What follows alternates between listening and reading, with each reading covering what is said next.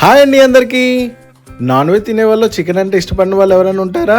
అదే చికెన్తో చికెన్ పకోడీ చేసుకొని తింటే ఉంటుంది మరి. నేను చెప్పేటట్టు చేసుకోండి, సింపుల్గా చాలా బాగుంటుంది. ఇక మొదలు పెడదామా మరి.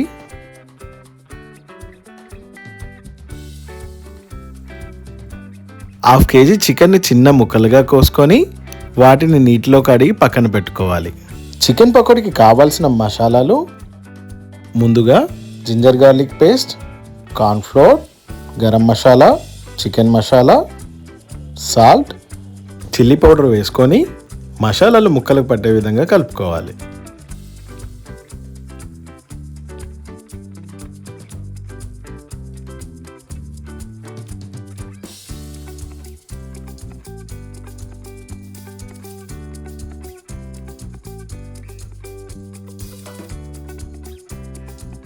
మ్యారినేట్ చేసుకున్న చికెన్ని ఒక 15 నిమిషాలు పక్కన పెట్టుకోవడం వలన చికెన్కి మసాలా బాగా పడుతుంది. స్టవ్ మీద ప్యాన్ పెట్టుకొని ఫ్రైకి కావాల్సినంత ఆయిల్ వేసుకోవాలి. ఆయిల్ హీట్ అయ్యాక మ్యారినేట్ చేసుకున్న చికెన్ని ఆయిల్లో వేసుకొని డీప్ ఫ్రై చేసుకోవాలి.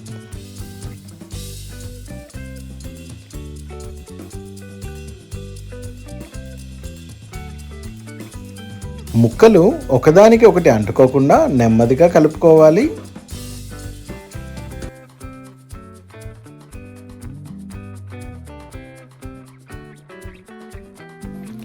చికెన్ పకోడీ చక్కగా ఫ్రై అయింది.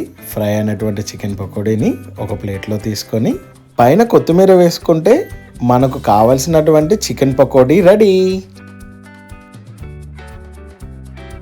తినే ముందు నిమ్మకాయ పిండుకోవడం మర్చిపోకండి.